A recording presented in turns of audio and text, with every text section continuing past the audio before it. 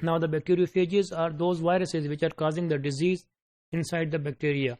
Therefore, from the diagnostic point of view or from the control point of view, we can use them for controlling the bacteria. What are the different properties which are used, these bacteriophages are containing?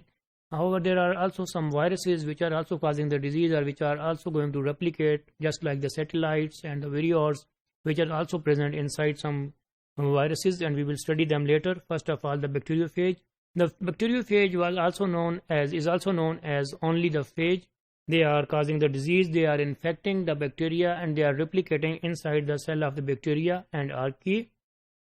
This is just the simple standard shape of the bacteriophage, which is containing the head and its tail. So general characteristics of bacteriophage. The virus architecture. The virus particles called virion. It consists of the nucleic acid and surrounded by the protein coat. Here you can see just like the structure.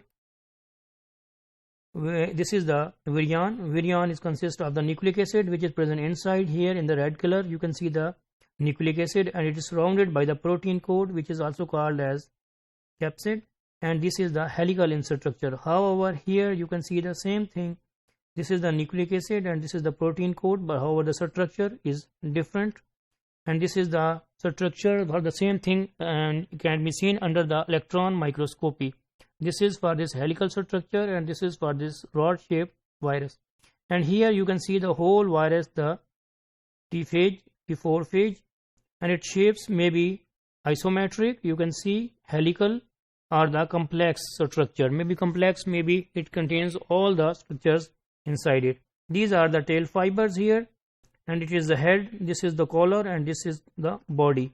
This red one is the nucleic acid, and here you can see it in the electron microscope. So these are this is the nucleic acid, and the shape may be the icosahedral, helical, or the complex. So there are two types of the virions. One is naked. Naked means that it has no envelope, and the other one are the enveloped, which are surrounded by the lipid membrane. Here is the size. You can just for the comparison of the size of the bacteriophages. You can see this is the human red blood cell, the RBCs. This is just the part of the RBC. This is its size, and as compared to it, this is the adenovirus. Its size is 90 nanometer. Similarly, the tobacco mosaic virus, which is causing the disease in tobacco plants, which is much larger as compared to the adenoviruses, and that is 250 nanometer. And here you can see T4 bacteriophage, which is just about smaller than the tobacco mosaic virus, and this is the size of one simplest bacteria which is present inside the human body, inside the animal's body, and it is Escherichia coli. So this is the Escherichia coli. These are the plasmid present inside, and here this is the coli, and you can compare the size of some viruses as compared to bacteria, and then T4 phage, bacteriophage, which is causing the disease in the virus, and this is the human red blood cell. So virus interaction with the host cell, the bacteriophages and its interaction, and after it enters the host cell, what is its future, what it can do, what it cannot be do after entering inside the body. This is the virion we already see, and this will cause infection. Then it will be enters inside the host cell. Now there are two possibilities: whether there is a genetic alteration of the host cell. Of course, the virus is present inside the host itself, it will take over the machinery, or maybe it is causing the disease of the host cell. Latent stage, the nucleic acid of virus becomes a part of host cell DNA and replicates as a plasmid. This is the latent stage, and the virus does not cause the disease at this moment, and host cell is often modified and continues to multiply, and a host cell will just consider that virus the parts of its own life cycle, and the virus will just retain inside the body as a latent. On the other side, the most importantly, if the virus is going to cause the disease in the host cell, then the reproductive infection will occur, of course, and because of the disease, more and because of the replication, more and more viruses will be produced inside. Then there is again two possibilities: whether the virus is capable of lysis of the cell or release of the virions. If it is caused the release of the virions, then there will be no lysis of the cells. However, if the lysis of the cells, then the release of the virions. These are two different possibilities, whether first is the release of virions or first is the lysis or non-lysis of the cells. So if the first is the lysis of the cells and then virions are released, then cell will die. And if the first the release of the virions and non-lysis of the cell, then host cell dies and continues the leakage of the virion, and it will be going on to continue to struggle against that virus.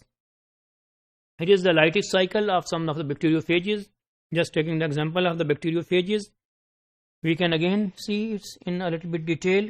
We will start from here. This is we've taken the example of the E. coli, the bacterial, and these are the plasmid bacterial DNA, not the plasmid. First step, the viruses, the bacteriophages are here containing the DNA. They will be just attached to the specific receptors on the cell wall of the E. coli, and then after the attaching, the DNA need to be entered inside the body. The penetration of the DNA, following attachment, the phage DNA is injected into the bacterial cell. Of course, the capsid will stay outside the body and the DNA will just enter inside the body. Then transcription, the replication will be started. The phage DNA producing the phage mRNA, which is translated to the phage proteins. Here are the DNA and RNA, and phage induced proteins are already present there, which is also called as the maybe the changes in the cells which is infected by the virus. Now it will be continued and the replication. Therefore, the proteins, different kind of the proteins will also continue. It may be containing the structural protein or it may be containing the non-structural proteins, and the host DNA will continue to be degraded. Here, similarly, the assemblies, the different viruses are increasing in number. You see here is non-specific, and here specifically you can see a lot of bacteriophages are already here, and phage components are assembled into mature virions. Now here it can go on the other way like this, and it can go on this first. The step 6, the release. First the bacterial cell will be ruptured and the release of the infective phages to infect the other bacteria.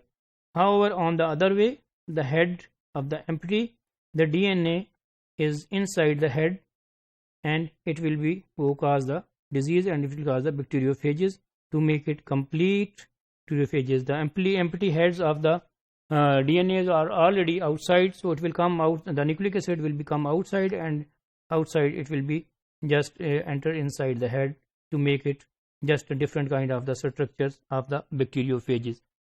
Just to understand it a little bit more better, you can see the video, in which you can see it later. Take a look around. From the big to the small, the visible to the invisible. Life is everywhere. The smallest unit of life is called the cell, and your body is made up of 30 to 40 trillion of them. But if you took the total number of bacteria on your body right now, that number would outnumber your body cells 10 to 1, making us theoretically 90% bacteria. Now that's a lot of bacteria, but can you imagine the total number of bacteria on Earth? It's a ridiculously high number, and we all know bacteria can survive almost anywhere on the planet. Now take that total number of bacteria on the planet and add to it every other living thing, from birds to mammals, fish, add it all on. What number do you get now? What's the total number of living organisms on Earth? What if I told you that it didn't matter because there's an entity on Earth that outnumbers every living thing combined that you guys probably don't even know about? Bacteriophages. Bacteriophages, or phages for short, are viruses that infect bacteria cells. They are by far the most abundant and diverse biological entities on the planet, totaling 10 to the 31st in population.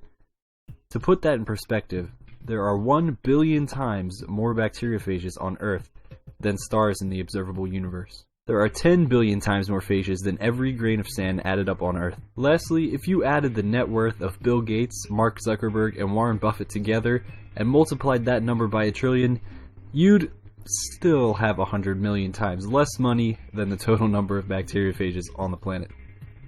So should we be worried with all these viruses floating around? Well, no. These viruses are very host-specific, meaning they only infect certain species of bacteria cells by recognizing very specific receptors on the surface of bacteria. In other words, they're no harm to human cells at all. Bacteriophages were first co-discovered in the early 1900s by a British scientist named Frederick Twort and a French-Canadian scientist named Felix Durel. These scientists noticed that clear circles called plaques were forming on their petri dishes that were growing bacteria, suggesting that the bacteria was being killed. Durel named them bacteriophages, literally meaning bacteria eaters. These phages solely rely on random encounters with bacteria that they infect. Once they come in contact with their specific host, they attach to the surface of the cell with tail proteins and begin to degrade the cell wall. They then inject their DNA or genetic material, which is stored in the head or the capsid, through their tail and into the bacteria cell. Depending on the virus, the cell does one of two things at this point. If the phage is a lytic virus, the cell's machinery, including the ribosomes, will begin to make viral proteins that were coded in the newly integrated viral DNA within minutes. The cell continues to replicate the phage progeny until eventually the cell bursts open and hundreds of newly created bacteriophages are released into the surroundings, looking to infect more bacteria. If the phage is lysogenic, on the other hand, it does not burst the cell open immediately. Instead, the genetic information is replicated along with the rest of the cell's genome and remains dormant. Once the conditions are right, that's when the viral replication initiates and lysis of the cell occurs. So what's the big deal? Why do we care about bacteriophages if they don't really affect us? Well, first and foremost, the potential antibiotic capabilities of these phages are astounding. In a world where antibiotic resistance is on the rise and superbugs are always a threat on the horizon, phages could offer a quick and inexpensive way to solve these bacterial problems. Treating bacterial diseases like tuberculosis and leprosy could potentially be achieved by introducing phages that infect that specific bacterial strain. Phages also have some bioremediation potential and could be used to control environmental problems in the future. Hospitals have been attempting to develop ways to use phages to reduce biofilm in hospital settings, which is becoming an increasing problem. Lastly, the U.S. Food and Drug Administration and the USDA have approved several phage products, including treating meat and poultry products with phages. A ton of research and studies continue to take place on bacteriophages, many of which involve their genomics. Because of their abundance, there is a humongous reservoir of untapped and unsequenced gene information that could lead to the next big discovery in science. Who knows what's to come? Now you have seen, this is a very interesting video about the bacteriophages, and you have seen about the different contents of the bacteriophages, the principles that how bacteria will attack the different the E. coli cells, or how the bacteriophages, the viruses will attack the bacterial cells, and how it replicates, and then it is capable of even the killing the bacteria, or maybe it is possible that it maybe lives inside in the bacteria and it can destroy it.